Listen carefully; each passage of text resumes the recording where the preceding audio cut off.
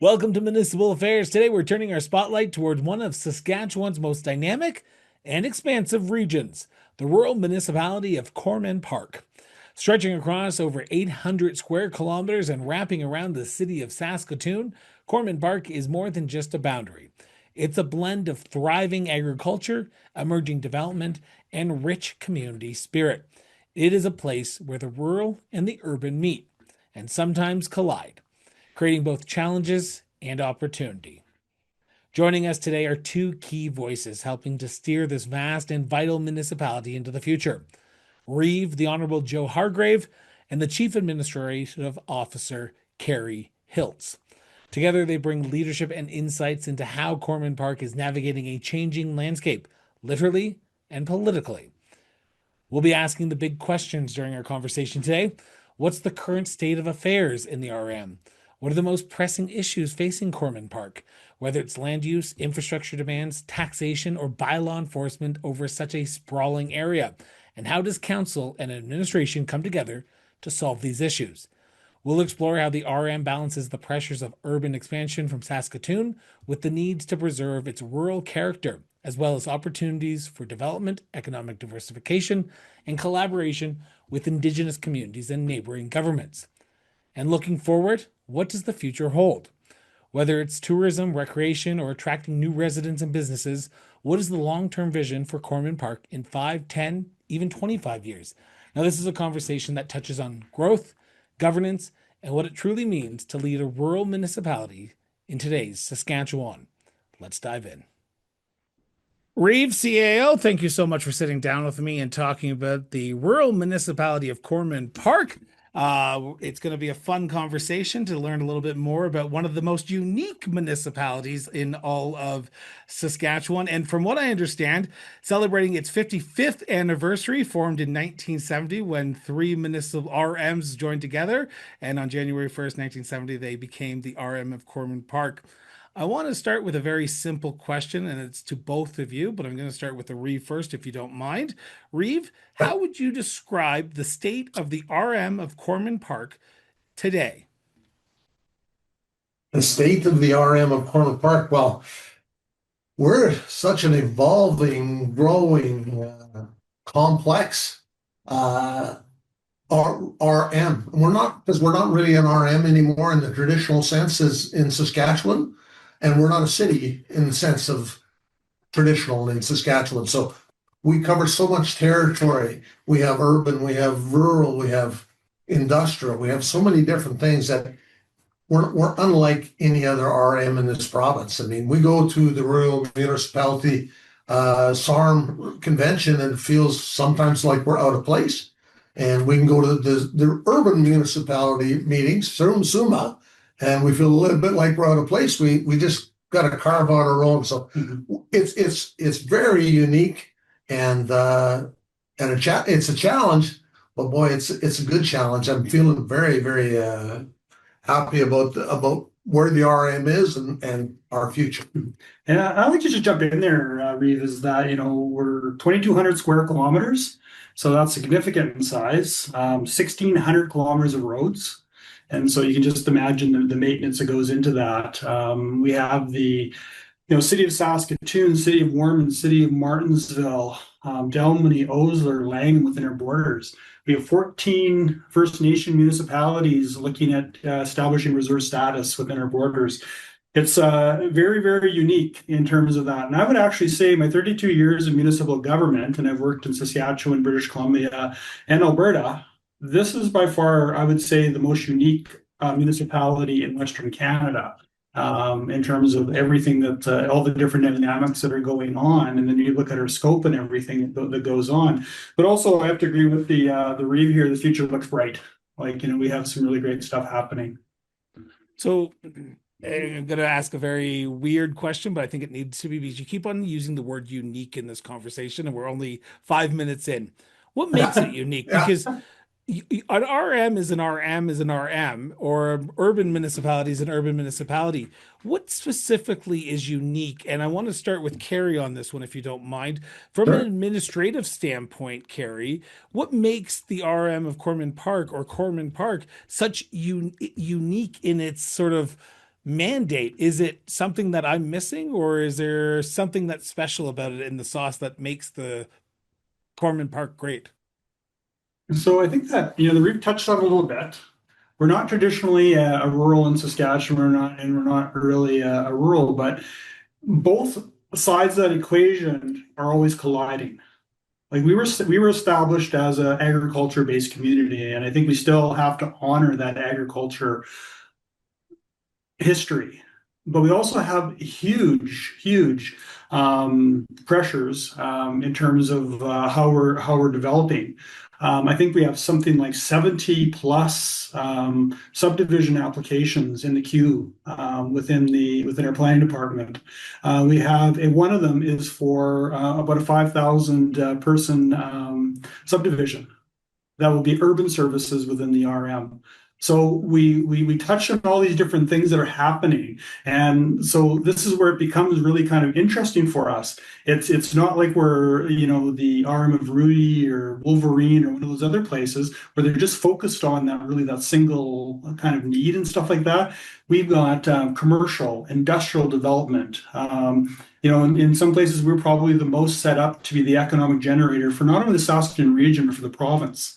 Everything is kind of hubbing around here, and then when you have the fastest growing city like Saskatoon, it's adding 15,000 people a year. That's putting extreme pressures on us as well.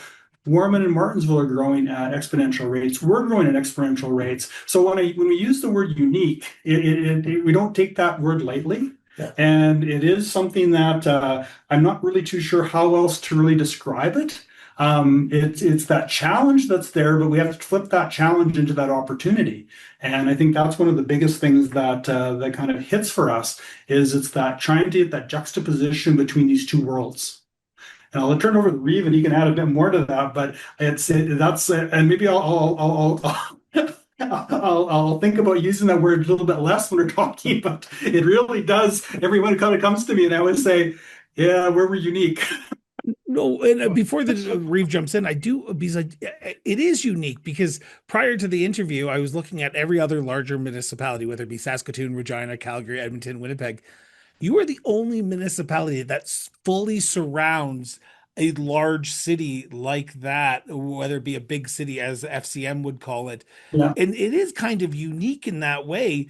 Do you kind of feel like you have to write your own script of how things have to get done because you are such a unique entity that you are surrounded by you surround a large, massive municipality that often has a lot of residents, and you're sort of trying to protect that agriculture and growth dynamic.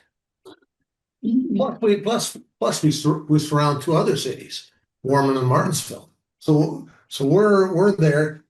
What's really good is we have good relationships, and with the three cities and one town. Osler is another town, and so we surround those, but we have those relationships, and we have what we call a partnership for growth. And so we're all sort of included in there, and we get to talk about it, and we meet. It's formalized, and we meet, and it's necessary because one can't do anything without the other. If we get a big canola crushing plant wants to come, well, they're not going to build in the middle of Saskatoon. They're going to build in Corman Park. But most of the people will live either in Saskatoon, Martensville, or Warman. So we all have to work together, and we've got a great relationship. I meet with the mayor of all of them, and we got great relationships. But that's one of the challenges that we have, though, is that we have to deal with everybody, and everybody sort of has a little bit of a say in what we do here in the RM.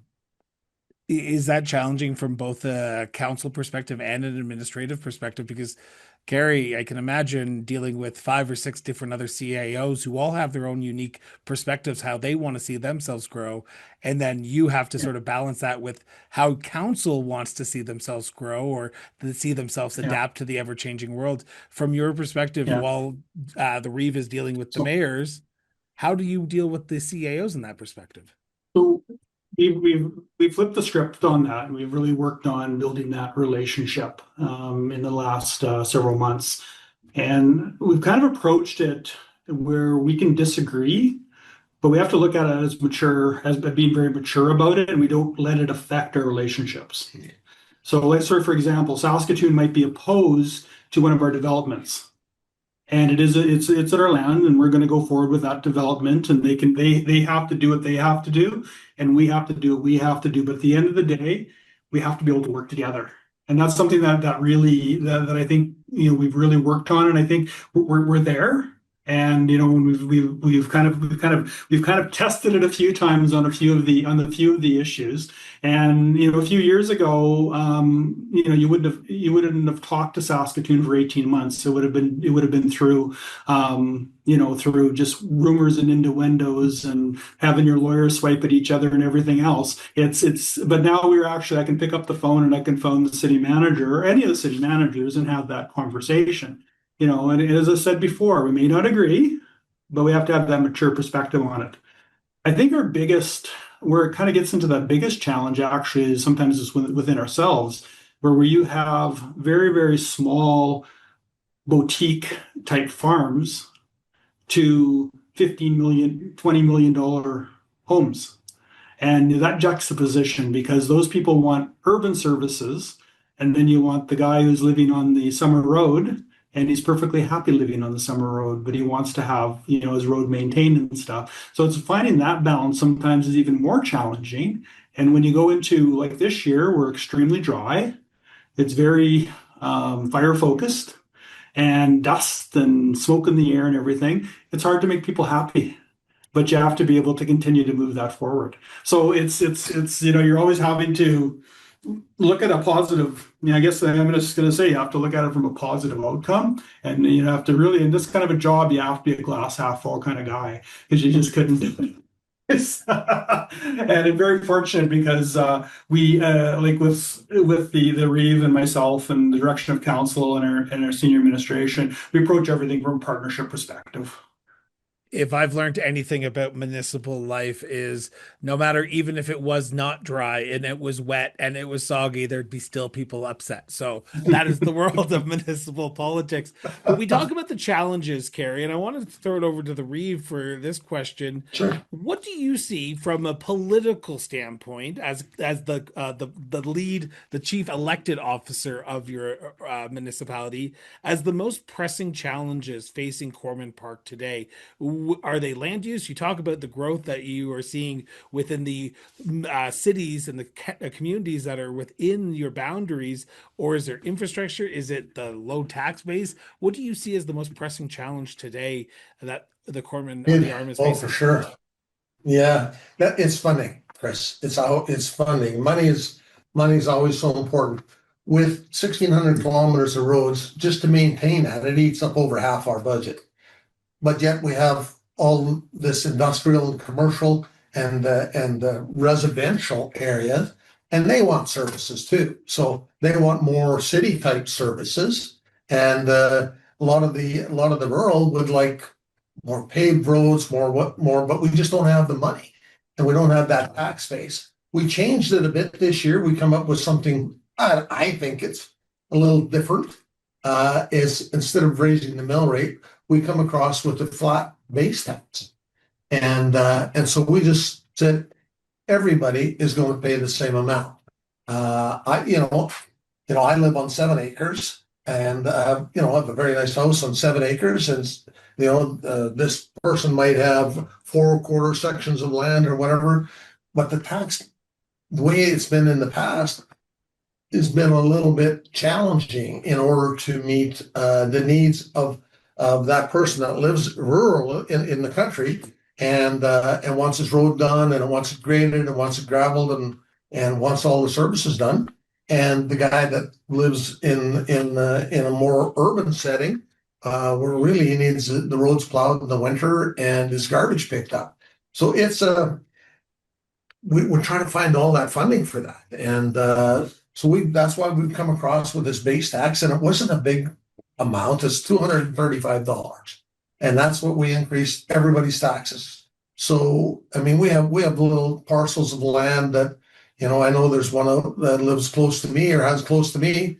It's 30 acres with a coverall building, and the taxes in a year is $80. So, but I still got to drive a grader by there. I still got to drive a snow plow by there. By the time you take in the cost of maintenance on a grader or a snow plow, our staff, our fuel to do all that, $80 doesn't go very far. 235 doesn't go very far, but at least it's a start. And so we've come up with this different way of taxation a little bit, and it's going to help out. I mean, it doesn't please everybody. Nobody wants to pay more, and some people are happy they're going to only pay that. So again, it's another one of those things. No matter what you do, there's always going to be somebody not happy. But we've come up with that sort of unique thing to help us with the funding challenge, and it's trying to put a balance there on the needs, the wants, and the needs of the entire RM, and we've got good buy-in from our council. I mean, not everybody was in favor of it on council, but some of the rural guys were in favor of going. That sounds fair, and it's been there in other areas. I know another RM phoned me up and said, "Well, how did you do that?" And I just said, "Well, we just said let's do it." And he said, "Well, we're on council is tomorrow." He said, "I'm going to bring up the idea at our council," and it's sort of a thing where we're just trying to balance the needs of everybody, and it's so diverse that that's the challenge. Yeah. Funding for a diverse community like that. Yeah. So, the Reeve kind of touched on this with we in Saskatchewan, there are some fairly interesting tax rules around rural communities.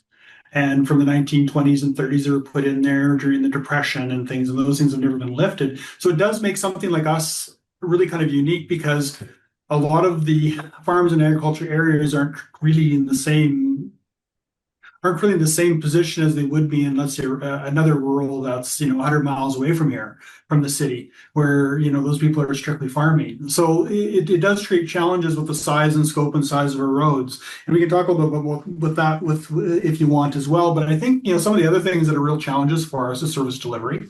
It's providing water, wastewater, and also fire services. Like, it's not uncommon for a fire services bill out in the RM to be a couple $100,000. And because you're bringing in fire departments from Saskatoon or Warman and Martinsville and multiple ones together. And, some of these fires can take 2 or 3 days to put out. And then you've got the follow up from that and everything else. So those can be extremely taxing on both the RM from a financial perspective, but also the property owner. In terms of that. But I think at the end of the day, the Reeve hit this very well when he said it's balancing those needs between the rural and urban. Like, that is just that is probably one of our, I know funding is a huge challenge, but balancing the needs between those two juxtapositions is pretty incredible. Is it hard though? Because how do I say this nicely? Everyone wants to feel like when they pay their property taxes, they're getting something back in return. But, and I'm going to say this as nicely as possible, and this is Chris Brown saying, not the Reeve or the CEO saying this, you do not have an unlimited supply of money, and you can't solve everyone's issues. You can't fix everyone's road every year. You can't fix all the rural roads that you're dealing with, all the urban roads that you're dealing with.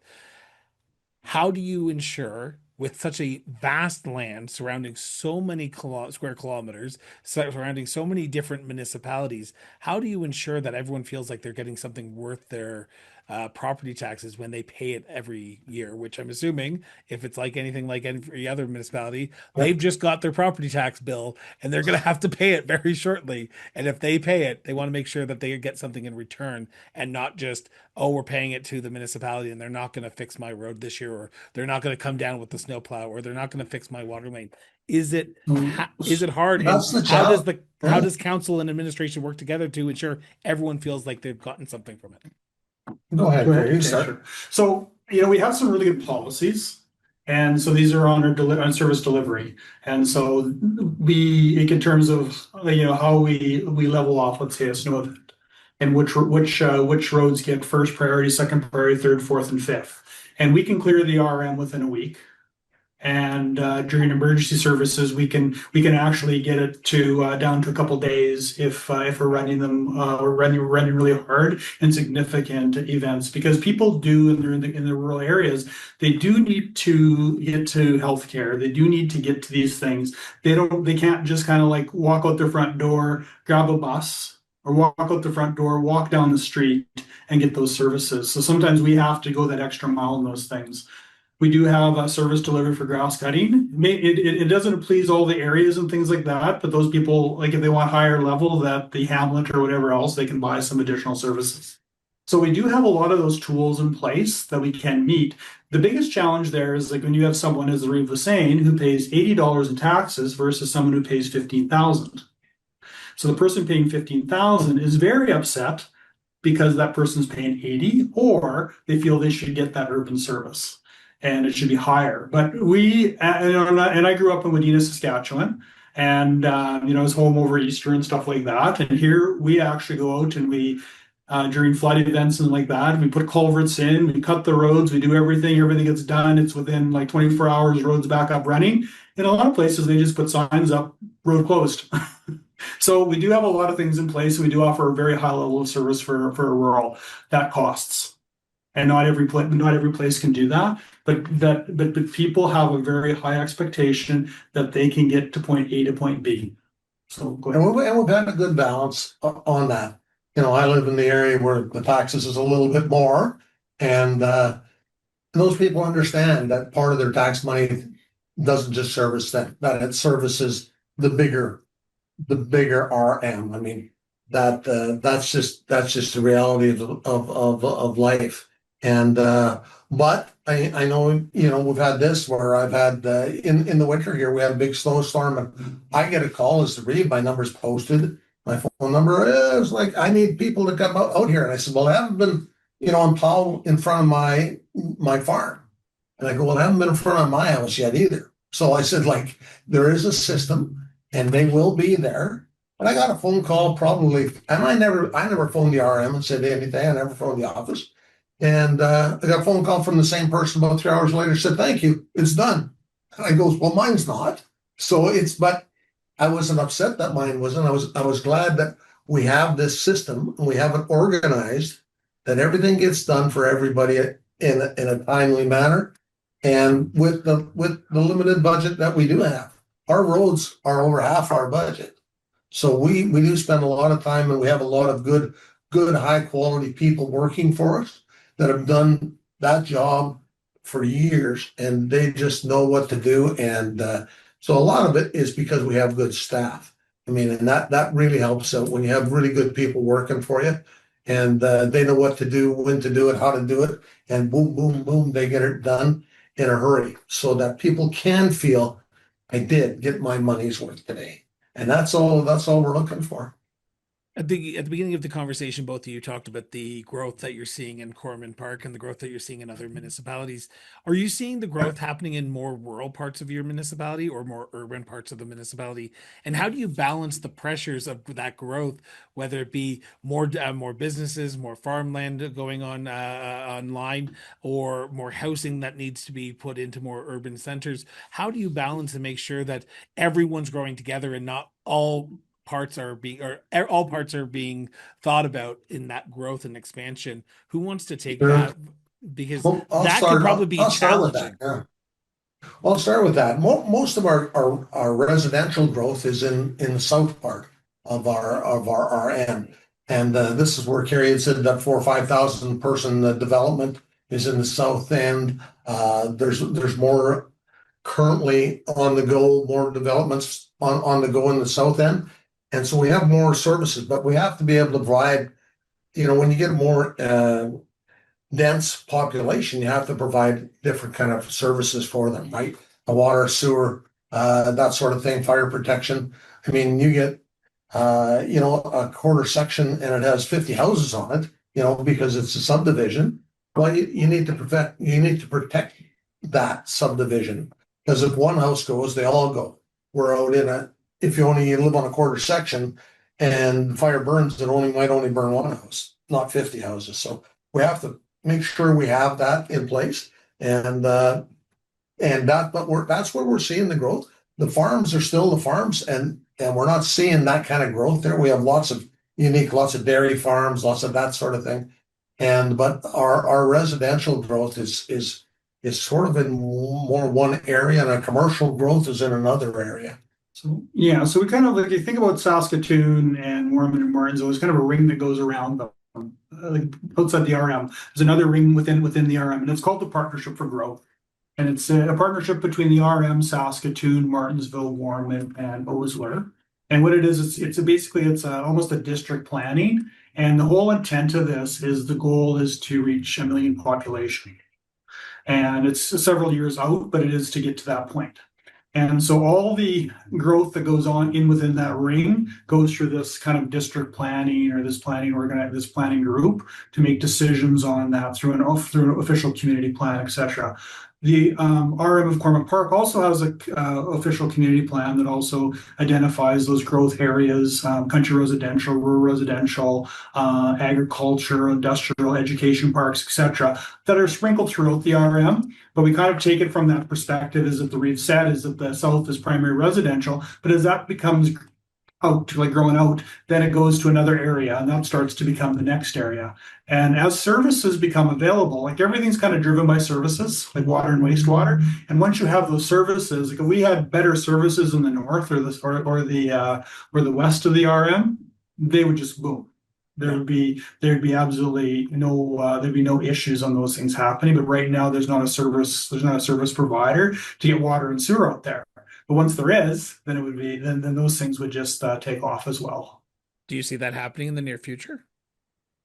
Well, we are working on a really unique partnership with the Disnetti, the English River First Nation, and EPCOR, and that's to deliver wastewater and water. So right now, the first part of that partnership is with Disnetti English River on wastewater service delivery. It's primarily the south, but their plan is as it builds out, they'll be going around the city.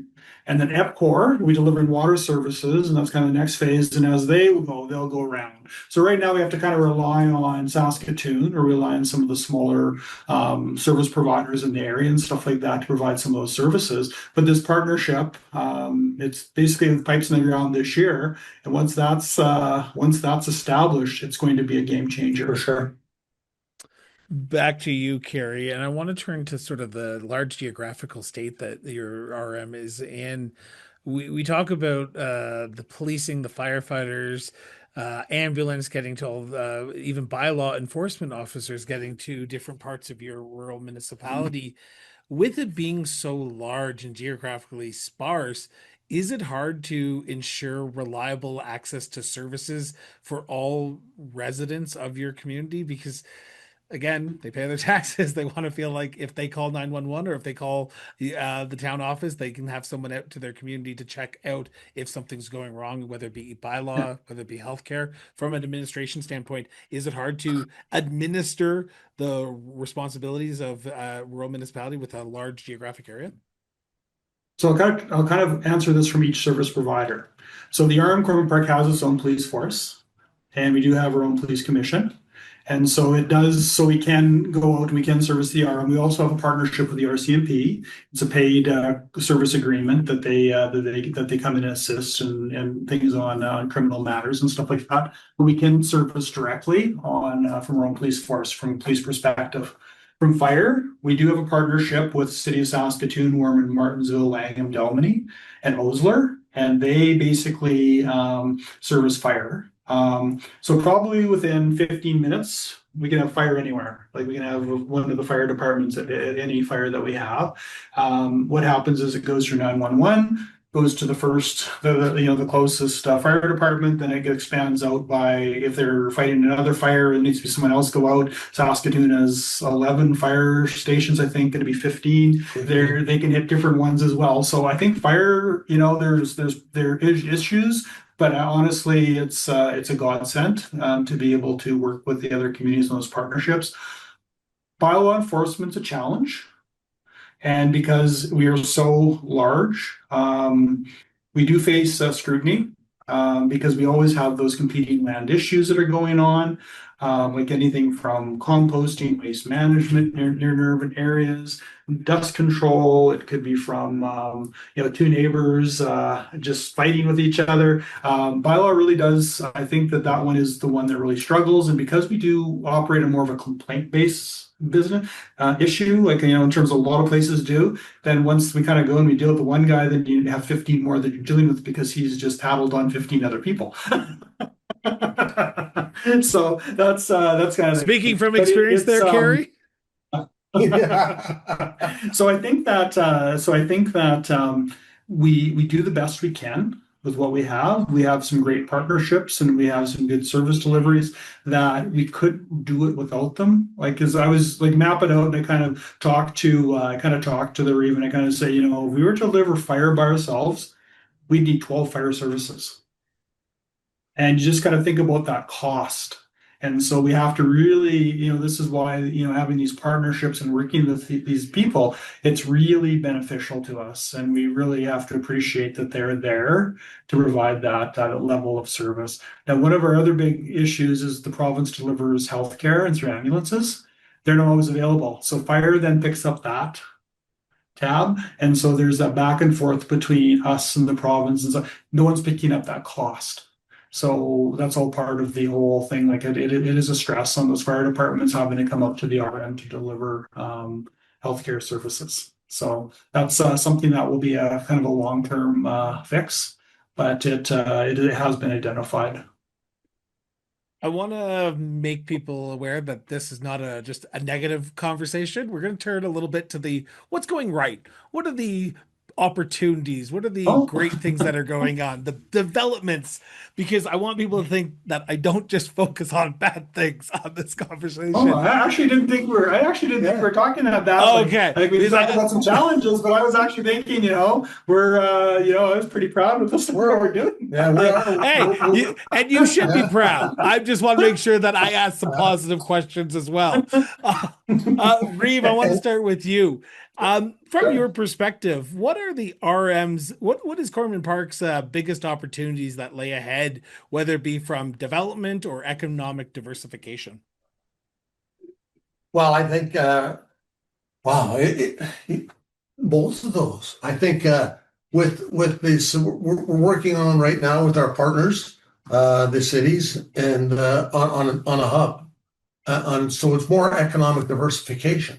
So we're working on that, and we just think that that's huge. That's going to attract more residential people. That's going to attract more business. It's going to help us. It's going to help all our partners, and we feel that that's a great opportunity. We have rail service. We have road service. There's we like to call it the Corman Park Freeway is going to come around here. I know the Department of Highways calls it the Saskatoon Road, but we've changed that. And but we've got a few things like that happening, and we think that's going to be a game changer for the whole area. And that's why we're working so closely with the cities, and because we think that can game change everything. That'll help us with our residential needs as well, because it'll bring us far more taxes. We get a stronger tax base, and that helps us with delivering all the rest of the stuff that we need. So we're working on that right now with the cities, with the province, in getting an area set up, so that if a large manufacturing firm, for example, or whatever, says, yeah, we'd like to consider maybe something around Saskatoon, we'll go, here's the area, here's where, and it's ready to go, where they can come in and hook up and make that difference right away, and get going. And for us, it gives us, like I say, that tax base, and for the cities, it gives them more people that, they're obviously probably going to live in Moreland Park, Martensville, or Saskatoon, and so it's a win-win for us all. So we're working strong, and I think that's going to happen. I think that's extremely positive for all our partnerships, and we're pretty excited about that. You're excited for the partnership aspect of it, which is great. But I'm just going to push back a little bit, if you don't mind, Reeve.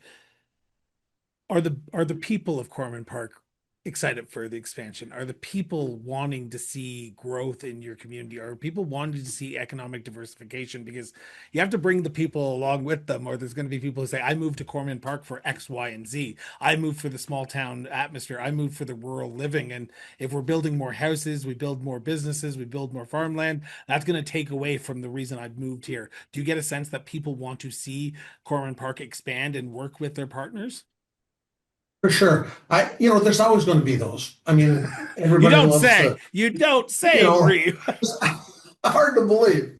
There's always those go like, no, don't touch me, not in my backyard. But I know we've heard from our council. I mean, when we sat down and we worked on our strategic plan, we were unanimous and this is farmers, more urban people, everybody going, this is what we need. This is what we want. They're listening to their ratepayers that are out there. We have 8 divisions and they're all listening. I'm listening. I go out to, Kerry sees my list of all the people that I see, and it's like I'm on page 2 of every month the people that I'm talking to. And it's something that everybody is looking for, not everybody, but it's something that all the divisions, they know how it will benefit Corman Park as an RM. And one of the, and maybe we're not, maybe we won't become an RM anymore. Maybe we'll have to become, and we'd love to become the first municipal district in the province, where maybe we can work more in conjunction with the province. Maybe we can change the grants and how we get grants and stuff from the province and the federal government, because that would change it. So if we become, because we're so unique, to use that word again, we're not either one. So make us something different. And if it's a municipal district, then that's going to help our whole RM again continue to develop, continue to be a little bit different, continue to grow, and help the province and help all our surrounding communities grow. And I think it's something that we've been working on sort of since I become Reeve. I mean, I've only been in municipal politics since last November, but I was in provincial politics for many years before that. And I think we have amazing opportunities here, and I'm just like thoroughly enjoying this. But I also see where we can advance and become like this, where we can get, like I say, additional grants, this different taxation, different things. So anyway, with Kerry's experience and my experience, maybe we can move some of that ahead. And I was just going to kind of go back to your question, Chris, about saying something positive being so big. Well, being big, we can do these things without impacting our residents. Because really like in the north part of where we do have some of our educational lands and commercial industrial lands and things like that, people aren't close to it. So when you're putting like an economic generator hub, if it's an agritourism, agribusiness, or commercial development, or educational lands, or whatever, you're going to be far enough away from people, but it's also going to be close enough that people will be able to get there to work. Want to pick up on something that Joe just said there, and I want to pose it to Kerry, if we don't mind. I'm assuming this is not the first time the words municipal district have ever crossed the Reeve's mouth, and it's not something that he's just announcing on this show. And if he is, thank you so much for breaking the news that you want to become a municipal district, and that is great. But from an administrative perspective, how would the change from an RM to an MD help administer day-to-day operations for the people of Corman Park, Kerry?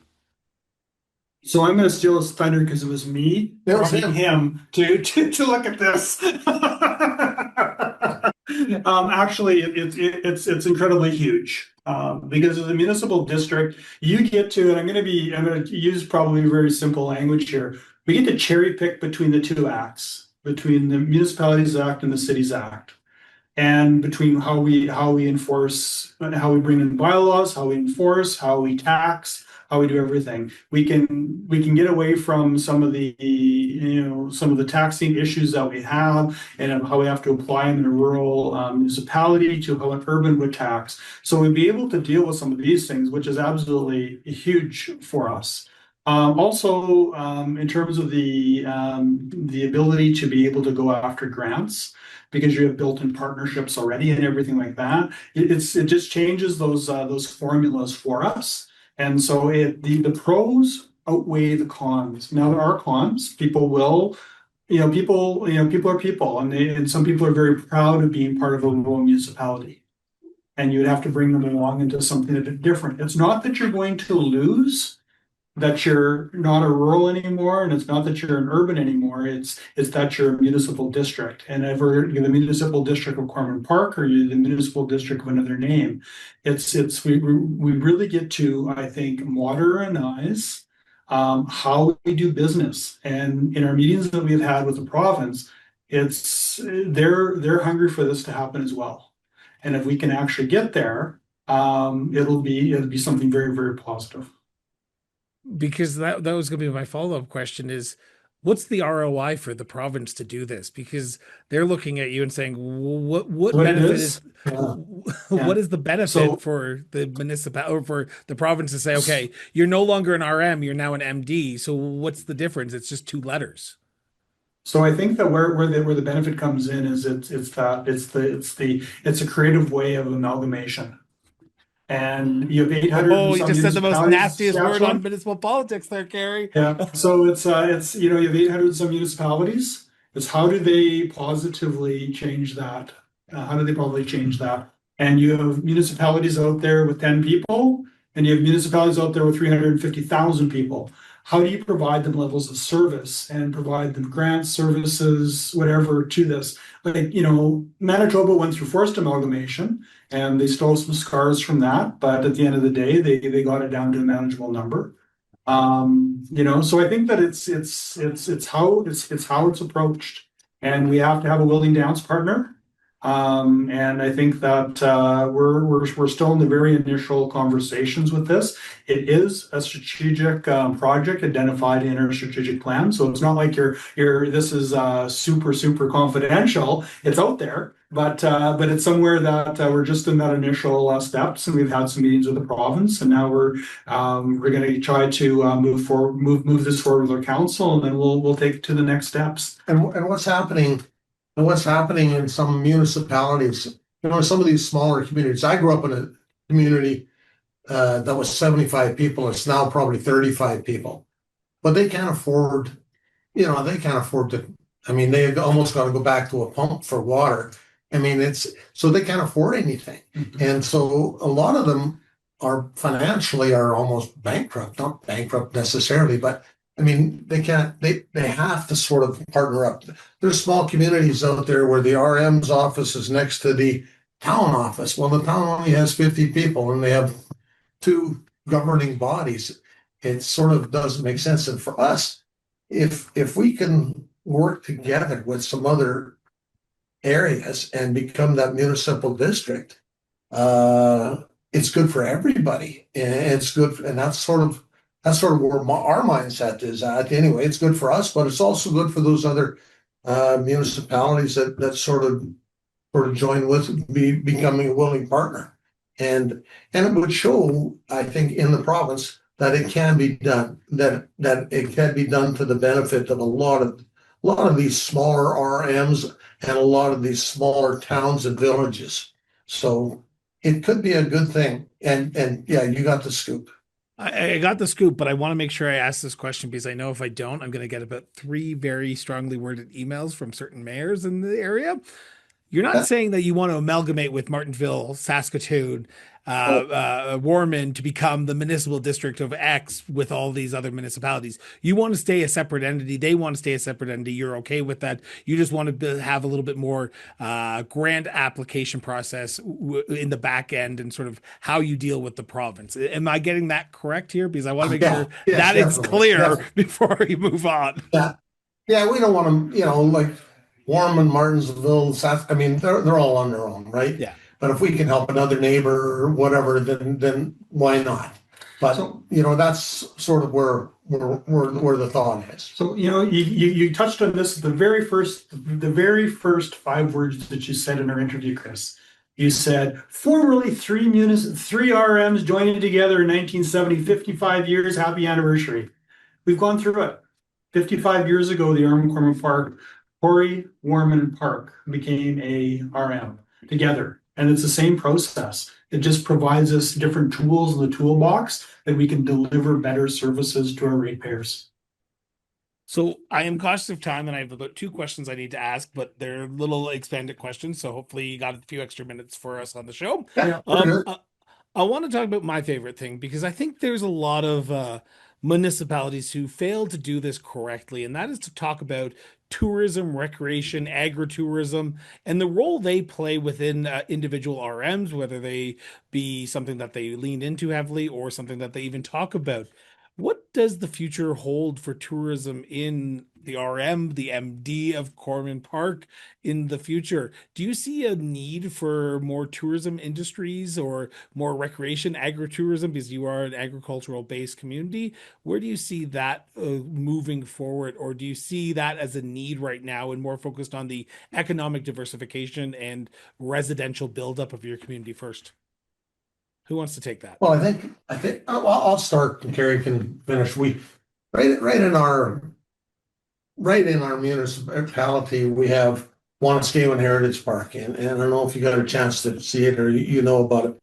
And they're going for is it UNESCO certification.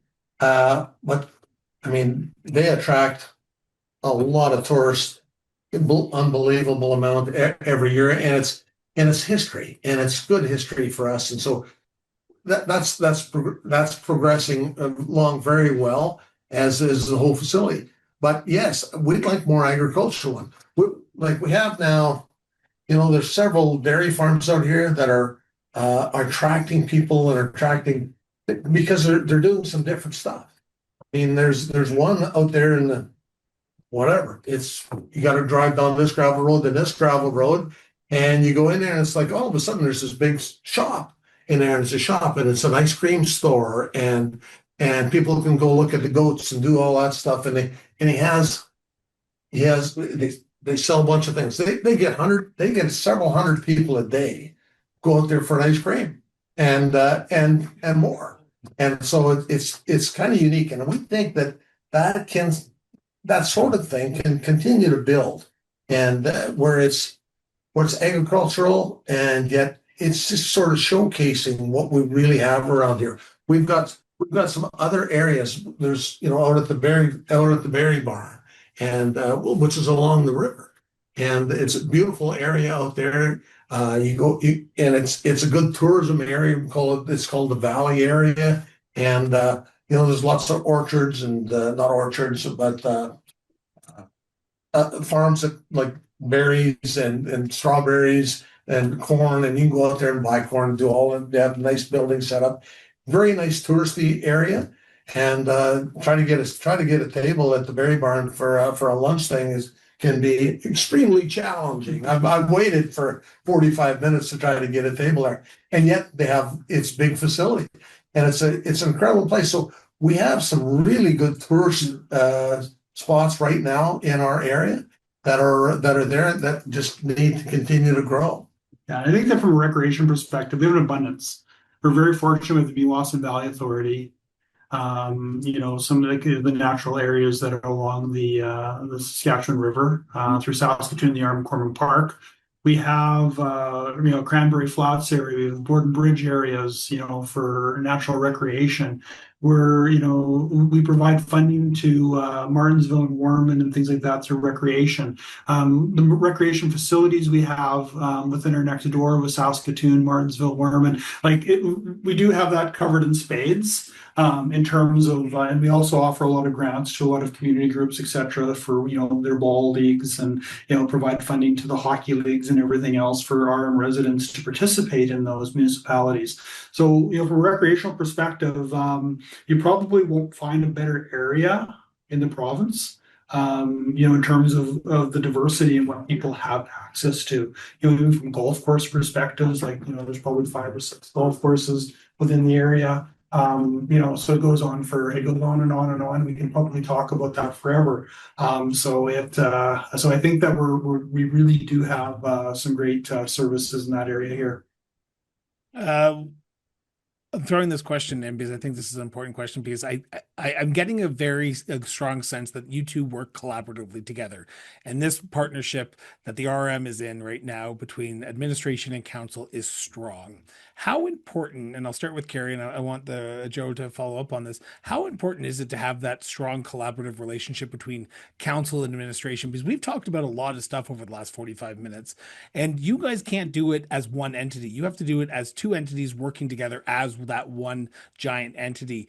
Is this partnership, because I know we're still in the early days of your mandate as you just got elected, Joe, in 2025, 2024 in November. How important is it to have a strong working collaborative relationship between administration and council as you start to navigate these sort of new worlds that we live in, whether it be what's going on externally, worldwide, or even what's going on locally in your own municipality? Kerry? It's 100% vital. I've worked when you don't. I've worked in municipalities where you don't have that. You're going in different directions and you're knocking heads, and it's this, and it's not a good place to be in. So like the way that I kind of approach it is very much as they focus on the why, like they're really driving that governance of what we need to be doing. It's not up to me. They've been elected to make those decisions. It's up to me to come up with a how. Like, so it's the what and the how. So they're telling us what to do. We're kind of coming through and we're going to look at the different options of how to do it. They'll probably give us some, direction on that. Like we'll give them 3 or 4, under alternatives and stuff like that, and they pick it. We're going to run with it. And I think that's vitally important. But also too, is I think we actually have a good working relationship, and it can be very frank with each other. And it's on, I respect the Reeve, and I hopefully that he respects me as well. But we do have that ability to have frank conversations. And yeah, some of those conversations you don't always like to have, but you have to have them. And at the end of the day, it's the same thing as how I approach my relationships with the other CAOs and senior managers and stuff like that. You can't let that get in the way of a good thing. And I do have a good thing here, and I'm very proud of that. That I have that ability to have a Reeve that we can work collaboratively together. And that's that also then, because we work well together, then we start seeing council and the staff moving in the same direction. And that is it's good to see, because when I first got here in February of 2024, it was interesting. I'll just leave it at that. Let's see if the Reeve actually does like you on the record. Reeve, what about yourself? How important is it to have that working relationship? I was going to say, this is being recorded, so I have the fact that he said that. So yeah, it is, because I've always believed I've owned businesses and I've been in provincial politics and all this. That relationship is the key. If you have a good relationship with the people that work with you, and everything else will work a lot smoother. Even when I was in provincial politics, which is more, there's us and them. I mean, I believed in working. I got a lot done there by collaborating and working with the relationship with the opposition. They're just people. I come here and I work with Kerry, and it is and the council, and it's nice to have no two parties. It's all consensus rather, so everybody's going to agree. So you got to work with everybody and develop those relationships. Kerry and I, right away, the relationship was good. And it was like, I knew he knew what he was doing. He's got great experience and he's proven in the past. I knew what I was doing. And so it's just automatically we work. It's like, let's just make this work. Let's make it better here for everybody. And we've worked with council, and council has been very good to work with. But I think it's because we have good relationships. Now we have a good relationship with the staff. Kerry does. And I think I got good relationship with the staff, because I don't care if you're the guy hauling the garbage out or if you're sitting in Kerry's spot. It's about respect and having a good relationship and treating the people properly. And I've always believed that, and it's helped me throughout all my different careers. And it's about relationship, about having that, and we've got a good one. We've worked well together. We're going to hopefully continue to work well together we think along the same line. That's what makes it work. I want to turn to the future as for my last question, and it's a very important one. And I'm going to start with Kerry again on this one because I'll give the final word to the Reeve. What does the administration's vision for Corman Park look like in 5, 10, 25 years? Is there a vision that Okay. administration wants to get done?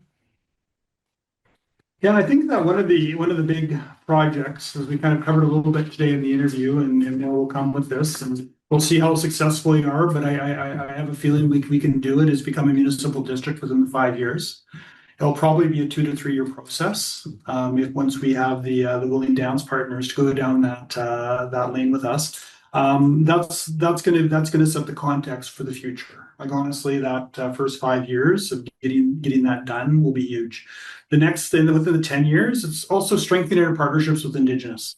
I know we have 14 looking at establishing reserves within the RM. They're in different stages of that process. They can do things we can't as a municipality. They can get access to funding. They can get through projects that would take us 10 years to get through. They can do it within months.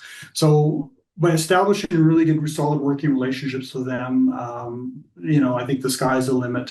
For 25 years, I'm going to say a well integrated and balanced community that still has that strong rural and urban tide, and our agri economy and natural preserves, everything is in balance with each other.